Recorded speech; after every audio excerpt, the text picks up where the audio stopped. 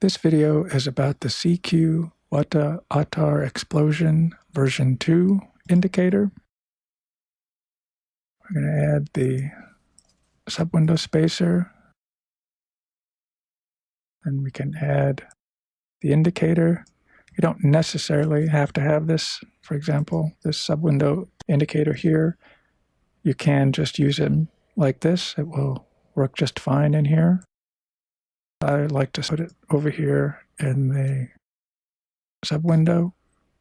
The main reason for the version 2 is when I designed the version 1, I was using code from the directional ATR, and some of that code just didn't lend itself to this algorithm. It just didn't work as well. So I took out the inverse functions and did the trigger lines, these lines here. That algorithm's different. So the presets, for example, from version 1 won't work in here. It's a different layout. But this also stores its presets in a different location. You can still keep your version 1 if you like that one. For those who don't know what this indicator is considered a volume indicator. And when these blue or orange bars are above, or they're a brighter color, when they're above this line, this trigger level, that generally means that there's enough volume to possibly enter a trait. And when it's below, it's not. So there's also this static level down here. It has to be above both of those. The layout is pretty much the same if you've seen the version 1 video, but for those who haven't, this is the fast MACD moving average right here. This is the applied price, which this is the Heikin-Ashi close. This line here is the slow moving average. This is what I call a tandem ratio relative to the fast MACD moving average. This one is set to twice as high. So set to 20, it's going to be 40. This line here, this is the static level. This is the number of candles, and this is how the multiplier. This next level is the moving average, which that's what these trigger lines are. These are moving averages, basically. This is that moving average. Currently, it's at 20. This is what I'm calling it. It's a moving average 2-band. There's 2 lines. And this is the multiplier, which you can change, move it up or down. This line here, this changes the moving average. This changes the period. And basically, this is for well, right now, since everything is linked up, it will change them all. But it's generally, this will change the fast MACD, the MACD type, moving average type, MACD fast period, and any parameters that this moving average may have. These are changed here. These buttons over here are a before it goes into the little algorithm, and then there's a post. So this is after the algorithm, and then there's now a pre and post, and that's, you can change these here if you want, or not use them at all. This is the same thing for the slow MACD, that you can change the moving average. Again, these are all linked currently. This is the period and the parameters for, if there are any, for this particular moving average. This is where you can change this tandem ratio mode. As you can see, as I change this, they're multiples, even multiples of, like right here, it's 20, and this is going to be 3 times, their slow MACD is going to be 3 times the fast MACD. So that's how that number is being arrived at. And you can also get there pretty high. You can turn it off, The other thing you can do is this button here is you can, if you press this, actually I'll press both of them. What this does is this only allows you, or it links the periods. So this ratio between the moving averages will stay the same, but you can change the moving averages with these buttons pressed. You can change the ratios, but it's only going to work on the period. If you turn these off, it will keep the fast and slow MACD will be the same. But since we have this one down here selected, you can change the trigger moving average simply by going like this. But you can have some pretty different MACD settings. You know, some of the moving averages, for example, just are slower, and you may find yourself getting some inverted signals because even though the period may be larger, it's the type of MACD is much smoother. Say the fast MACD might be a lot smoother than the slow MACD. So you may end up with some inverted things if you start changing these, just so you know. Okay, well, the next line down here is the applied price. This here is I don't know if you can see it here. I'll turn this off. This here is this line, this static level. I would set this just to remove the noise, but you can also turn it off if you don't want it. This changes this algorithm. Right now, again, this is the 2 moving average version. It has B bands. This is a single Bollinger Band. Then it also has a 2 band here, and then a single moving average. Again, you can change this moving average by, say, pressing that button, and you can use a different moving average, for example, a smoother one or a faster one. This moves the trigger levels up or down. This down here, this next line down here are the presets. For example, if I wanted to save this preset, I could press this button.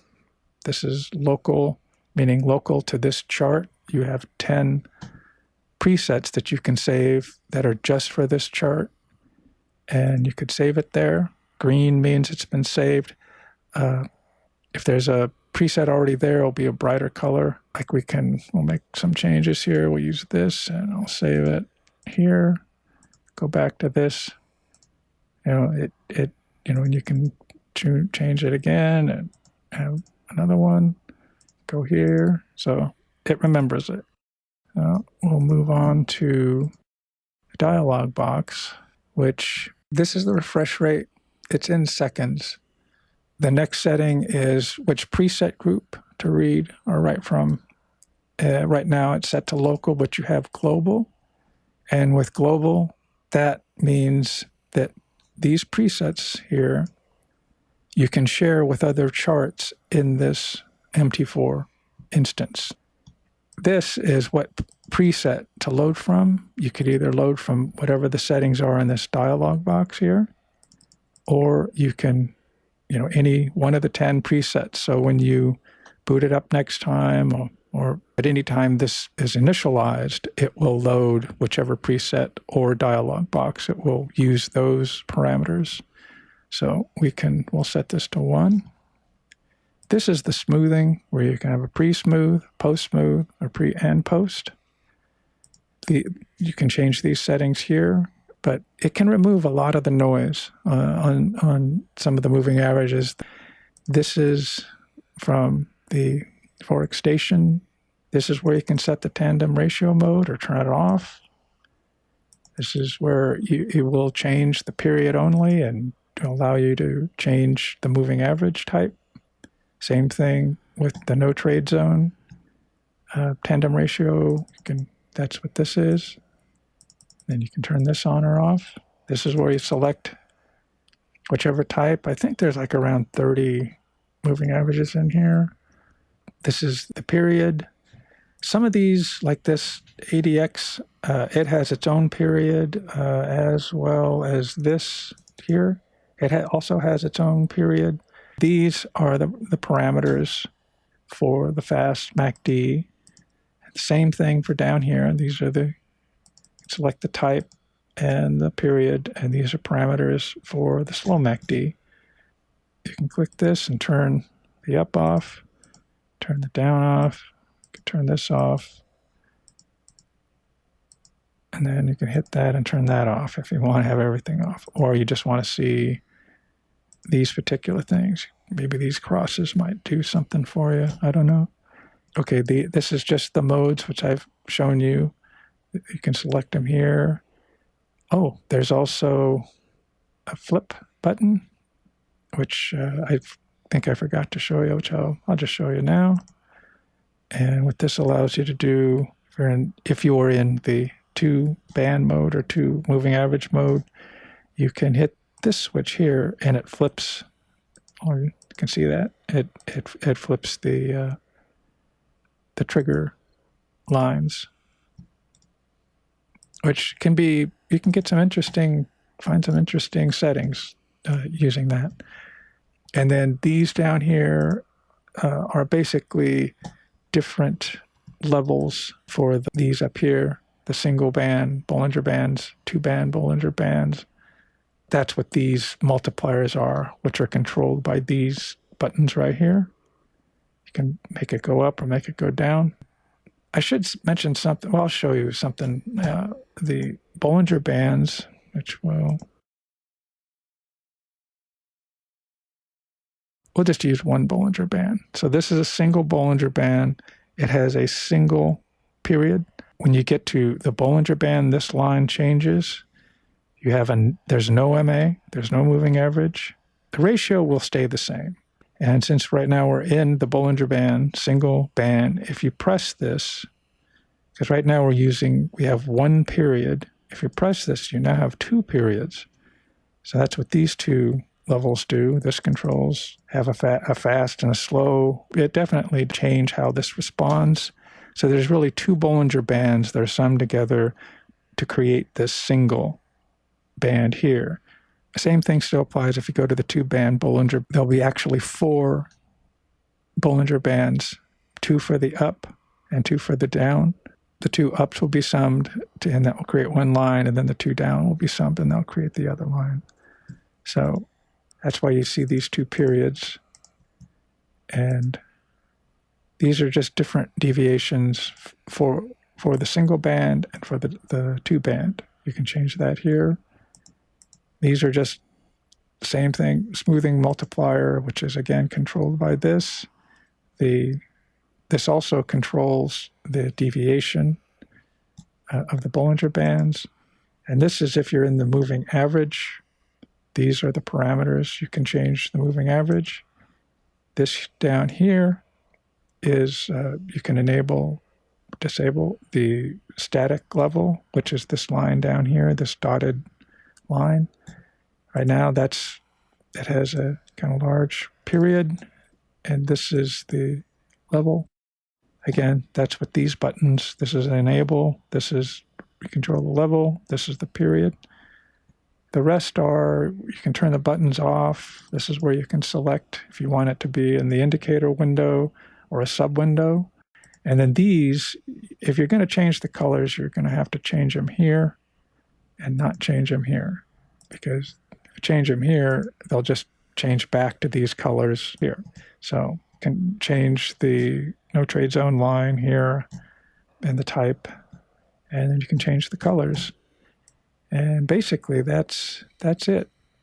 There's fewer options, but it's still versatile enough to keep you busy for a while. And it can generate some good settings. So it generates a lot of bad settings, but it can generate, there's some that are just really good.